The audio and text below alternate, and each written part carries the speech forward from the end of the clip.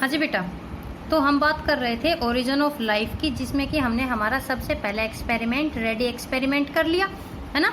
और इसके अंदर जो अब दूसरा एक्सपेरिमेंट की बात करते हैं उसका नाम है पाश्चर एक्सपेरिमेंट। लुईस पाश्चर काफ़ी एक फेमस साइंटिस्ट थे और इन्होंने एक थ्योरी भी दी थी, एक बुक भी दी थी, the germ theory for the disease and the immunology, है ना।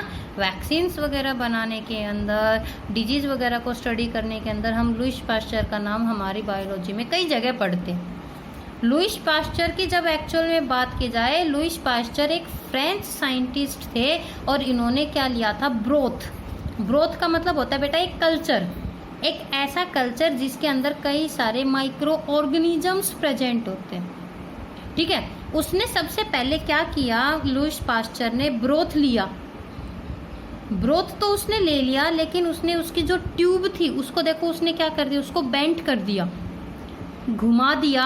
और अब उसने क्या किया कि जो ये ब्रोथ था उसको क्या किया भाई, हीट किल करने का मतलब है बेटा उसको तब तक बॉईल करता रहा जब तक कि इसमें जितने भी माइक्रो ऑर्गेनिजम्स है वो सारे के सारे ना मर जाए। यहाँ पर इसको कर्व करने का जो मेन रीजन था वो यही था कि ये कर्व हो जाएगी तो इसकी वजह से एक फिल्टर का काम करेगी, ताकि बाहर से कोई भी जो चीज़ है वो इसके अंदर एंटर ना कर सके, समझे। और इसको उसने नाम दिया था स्वान नेक। स्वान है ना, हंस की जो गर्दन होती है वो घूमी हुई रहती है। और सेम एपरेटस उसने क्या किया था, अपने एक्सपेरिमेंट में यूज किया। बेटा उसने उसको कर लिया। अब उसने क्या किया, ये कहा कि भाई ये बताओ कि लाइफ कितने दिन में ओरिजिन होती है, 10 दिन में, 15 दिन में, 20 दिन में, 21 दिन में। तो वो हेलमेट था ना, उसने ये कहा था कि 21 दिन में होती है। बोला चल ठीक है, मैं 21 दिन तक इसको रख लेता हूँ। बेटा ये ब्रोथ जो था वो 21 दिन तक रखा रहा, 21 के बजाय उसने 1 महीना कर दिया। लेकिन जब उसने इसको स्टडी किया तो क्या देखा कि इसमें कोई भी माइक्रो ऑर्गेनिज्म नहीं था। क्यों? क्योंकि उसने उसकी जो नेक थी उसको घुमा दिया, फिल्टर का काम कर गई, कोई भी चीज़ बाहर से इसमें एंटर नहीं कर पाई। और यहाँ पर जो माइक्रो ऑर्गेनिजम्स थे उसने उनको बॉईल करके क्या कर दिया था, मार दिया था। अब उसने कहा कि अब मैं बताता हूँ कि जो एक्चुअल में लाइफ है वो कैसे बनी। कैसे बनी क्या, उसने क्या किया, इसको तोड़ दिया, ठीक है। जैसे ही उसने तोड़ा, तीसरे दिन बल्कि विद इन ए वीक उसने क्या देखा बेटा कि जो ये कल्चर था इसमें बैक्टीरिया वगैरह वापस से ग्रो कर गए।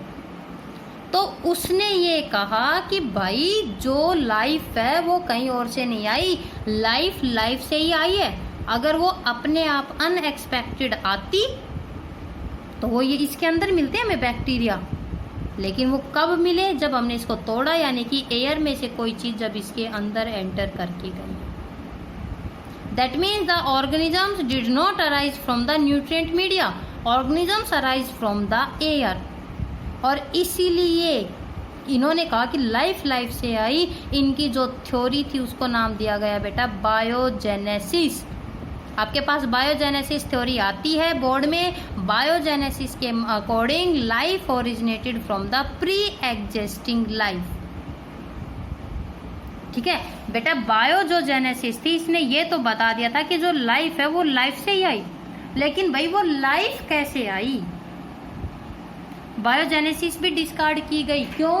इसने बताया लाइफ। अरे भाई लेकिन वो जो पहले से ही लाइफ है उसको भी तो कोई लाया होगा ना, वो लाइफ कहाँ से आई इस चीज के, यानी कि इसने ओरिजिन नहीं बताया, कमिंग बता दी बायोजेनेसिस ने कि आई है।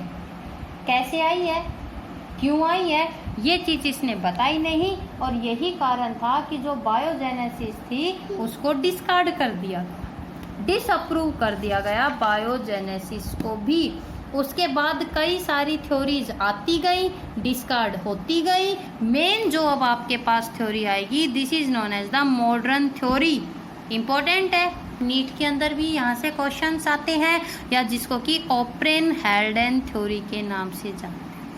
ओप्रेन हेल्डेन थ्योरी, ओप्रेन हेल्डेन थ्योरी ने ये बताया बेटा कि कुछ फिजिकल और केमिकल रिएक्शंस हुई एटम्स के बीच में। जैसे हम करते हैं ना, सेल के साथ जुड़ी, जब टिश्यू बना, टिश्यू से ऑर्गन, ऑर्गन से ऑर्गन सिस्टम।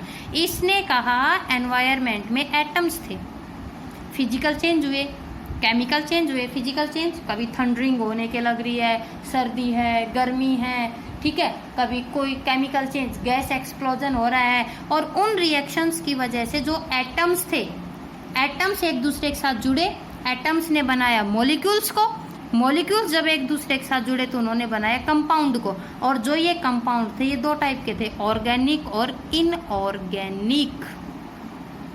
और जब ऑर्गेनिक कंपाउंड एक दूसरे के साथ जुड़े तो उन्होंने बनाया मैक्रोमोलिक्यूल को, और उसी मैक्रोमोलिक्यूल ने बनाया सबसे पहला living system which is known as the cell.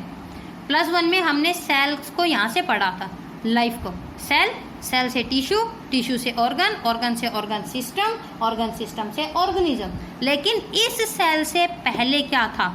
Atom, then molecules, compound, inorganic compound, organic compound, organic compound से आई cell. That means life originated from the non living matter. इसने क्या कहा बेटा कि जो लाइफ